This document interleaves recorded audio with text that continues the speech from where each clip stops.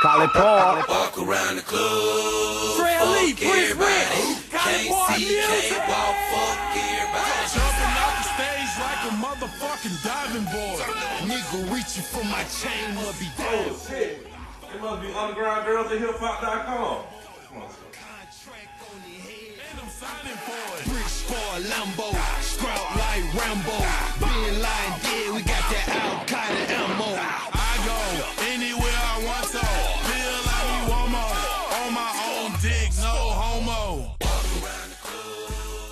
hello world, it's your boy Mr. Hanky, producer, Carla Park Msic, and I'm chilling with underground girls at hiphop.com.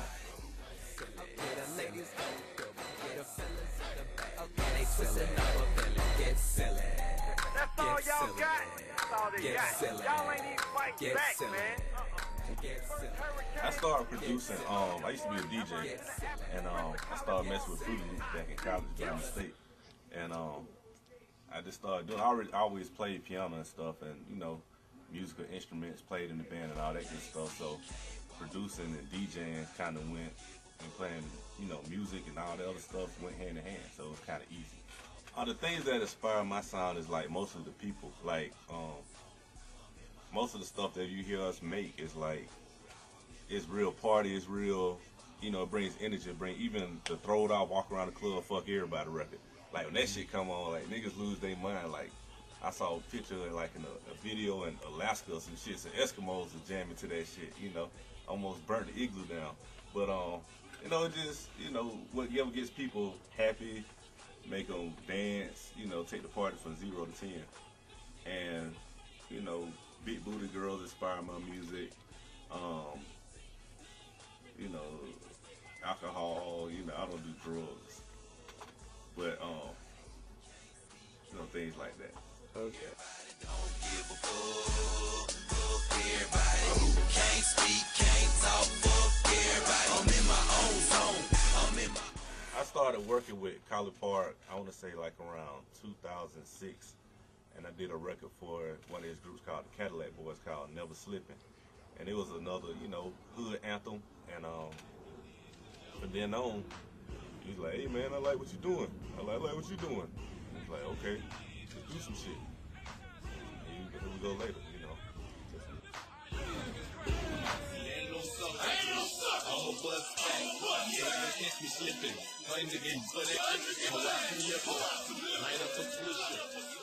The most meticulous artist I've worked with, who's very particular about their tracks to date, has to be the guy VIC.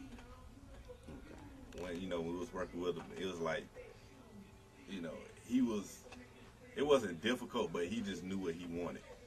Exactly. And it'd be like one little hi-hat or something at the end of the song, and he'll call you and be like, yo, it's cool, but like right at the end of the song, them hi-hats, this shit gotta go. You'd be like, huh? But it was cool, you know, that's just how it is. But most artists are sensitive about their craft, so, you know, it kind of goes with it. Something bubbly, I'm trying to do it big. The boy from the A, I'm trying to represent the But the easiest, I won't say the easiest, but the funnest artist that I've worked with thus far has been, of course, Soulja Boy, Waka Flocka, Travis Porter, and of all Trill and Prince Rick out of Dallas, because they're one of the few artists that's popping right now who not Hollywood or nothing. They just really do it for the people. Like all the artists I just named, there to me is what hip hop used to be about. You know, they are all about whatever, you know, moves their crowd. They ain't worried about what the blog sites say or the DJs. They just make whatever. And to me, that's what's dope about it. You know, that kind of thing. I'm in my own zone, I'm in my own zone, I'm in my own zone. I have never really had a track that I hated, but I have some that I thought were quote unquote all that, and then you let an artist hear it and they turn it into something totally different, like Throw It Off by Trill and Prince Rick. That was one of the ones I just was like, okay, cool. And what they did to the record was incredible. Them and Soulless, our other group, and they thing about like when music, you know, it touches people. It's timeless. So you never know. Like I might be like, this track, it's the shit, and I go play it for the people, and they be like, it's alright. And then I'm like, okay, well shoot, here goes some little bullshit I threw together, you know. And they be like, nigga, that shit's crazy, son. You know, how much you want for it? I be like, ain't this some shit? You know, so it's that type of thing. You never know. He got me throwed off. I'm in my own zone. I'm in my own zone. I'm in my own. My success producing has affected me in so many ways, in a good way. It's like, you know, I mean, it opens your eyes up to the rest of the world, to like what people really like and what they really don't like. You know, all the time when you have little underground hits, you think you're doing something, and then you have a record just pop out of nowhere you didn't think was gonna pop. It kind of put all your stuff in perspective and like on how you thought what was hot, really not hot. So it's a lot of artists out there who think they shit hot, and it's really not. So it's just, you know, it's that type of situation. And it gives you a broader aspect on life in general, not just music. I say like over the last, until Nicki came out, it really wasn't a lot of females out, you know, that people took serious, you know. You had the girls from Crown Mob, Diamond and Princess here locally, Rashida a couple of times, but there was no consistent flow of female artists. So now it's like a whole new genre. People are like, oh shit, women can get on the mic now. Like, you know, yeah, I've noticed there's a movement of females, but the thing of the matter is like it can't be cheesy. Like it's almost like when Jeezy came out and everybody came out trying to talk about trap stuff. Nicki came out and there's so many Nickis out now, you know, and I think that's going to be the main thing. Who can, you know, they just have to really be original and really be thorough on everything, because people already, you know, go look at them like, oh, okay, now she want to rap, And there's nothing wrong with it, but, you know, you can't be a video hoe one day and then think you gonna be a rapper the next day. Don't get mad when people don't take you serious, because you just had your ass out and you was just smashing everybody in the party from LA to Atlanta. You know, niggas talk, Twitter, you know, you out there. So when your mixtape come out, don't nobody wanna hear that shit, you know. So you gonna be a rapper, be a rapper. Don't be a rapper / hoe. There's no such genre.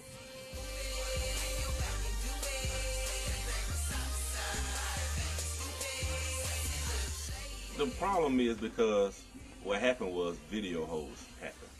So women who actually wanted to be actual legitimate in the business saw, well shit, I could get on by just being me, by being a woman. So they said, well forget this rapping shit, I ain't finna try to compete with all these niggas. I'm just gonna be in these videos, I'm gonna smash this nigga, I'm gonna smash that nigga. That's what happened. So eventually, all the good females, you know, who was trying to be legitimate business women, they got looked at like, take your clothes off. Yeah, like, your music cool, but, you know, we got Superhead over here, nigga. Nigga, you see what she doing, like, what can you do? And I think a lot of them got discouraged, you know, honestly, I think that's what happened. And it just made it very hard. You know, you had BET Uncut out for so many years, and it just became, that's y'all role in this shit. Like, we don't want to see y'all on the mic, we want to see y'all do this shit.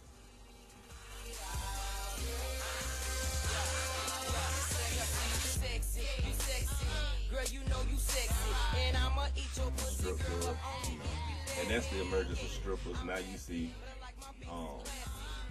the reality shows now, which make it even harder for people to take women serious now. Housewives of Atlanta, basketball wives. Ain't none of these bitches married.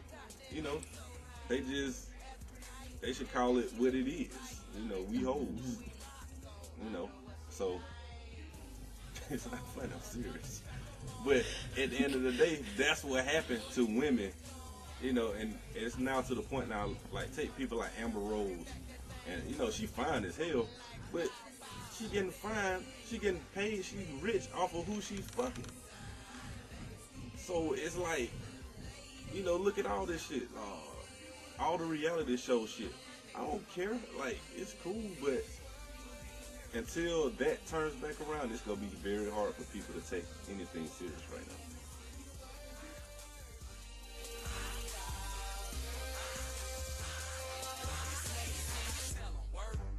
And you hit it on the head. The difference between being a copycat and an originator, you gotta grab your whatever you call them and go with whatever you go do.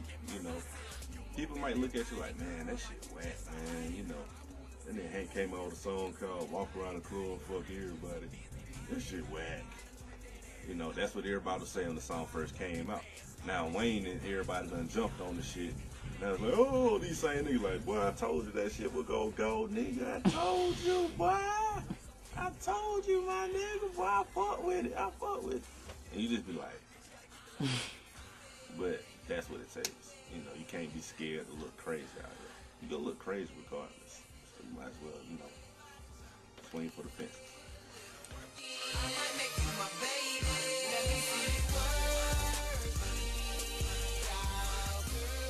It's your boy, Mr. Hanky, signing out for undergroundgirlsofhiphop.com. Gone.